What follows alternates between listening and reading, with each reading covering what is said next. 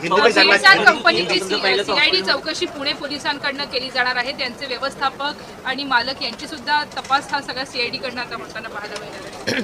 मला वाटतं आदरणीय मुख्यमंत्र्यांनी हा महाराष्ट्राला शब्द दिला होता.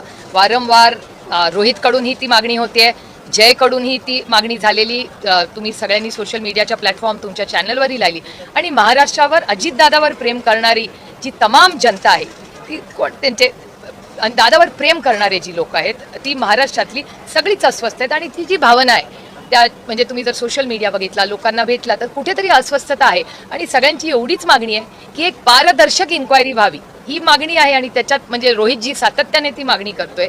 जयच्याही मनातून ती 2 वेळा तुम्हीही सगळ्यांनी तुमच्या चॅनलवर दाखवलेली आहे. आणि फक्त ती माझ्या घरातली 2 मुलं आहेत म्हणून मी म्हणत नाही, पण महाराष्ट्रातल्या असंख्य अजित दादा प्रेमींचीही ती मागणी आहे. पार्थ पवार पहिल्यांदाच राज्यसभेवर जात आहे. तुमच्याकडे देखील प्रदीर्घ अनुभव आहे. आत्या म्हणून काय सल्ला द्या? एकतर एक गोष्ट आदरणीय पवार साहेबांनी जी मला सांगितली ती मी प्रत्येक राज्यसभेवर गेलेल्या किंवा निवडून आलेल्या व्यक्तीला सांगत असते की लोकसभा आणि राज्यसभा कान उघडे ठेवायचे आणि कमी बोलायचं. जेव्हा वेळ येईल, बोलायची संधी मिळेल, तेव्हा अभ्यासपूर्णच बोलायचं. कारण का तिथला प्रत्येक व्यक्ती जो बसलाय तो आपल्यापेक्षा जास्त जाणतो आणि देश आपल्याकडे बघत असतो. त्याच्यामुळे खूप जबाबदारीचं काम आहे. तर आदरणीय पवार साहेबांना मला ती सांगितली होती. आणि एक गोष्ट मी आवर्जून सांगेन की लोकसभा जेव्हा निवडून गेले ना, तेव्हा मी पहिल्या दिवशी लोकसभा लढल्यावर आदरणीय पवार साहेबांनी मी नेहमी कारपूल करतो, ते एकाच गाडीतून पार्लमेंटला जातो. तर तेव्हा जात असताना जुन्या पार्लमेंटची बिल्डिंग होती आणि तिथे तो जिना आहे आणि तिथे कार्पेट आहे. गाडी एका मागे उभी होती आणि मला ते पोर्चमध्ये जाताना मला अजूनही तो दिवस आठवतो. मला म्हणले होते, ही शिडी जो चढतेस ना तू? म्हटलं हां. तर मी म्हटलं हो मला माहिती आहे शिडी.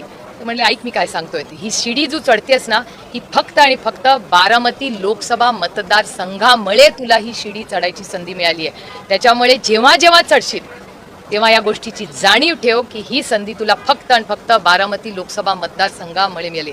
जोपर्यंत त्या भावनेशी इमानदार राहशील ही शिडी आयुष्यभर चढू शकतील. त्याच्यामुळे मला असं वाटतं पार्लमेंटमध्ये आम्ही जे कोणी जातो, लोकसभा असू दे किंवा विधानसभा, ही संधी आम्हाला कुणामुळे मिळाली ह्याची जाणीव ठेवण्याचा एक प्रांजळ प्रयत्न आम्ही करतो. जो सल्ला माझ्या वडिलांनी मला दिला तो मी एक आत्या म्हणून, एक बहीण म्हणून, एक सहकारी म्हणून जर विचारलं तर प्रत्येकाला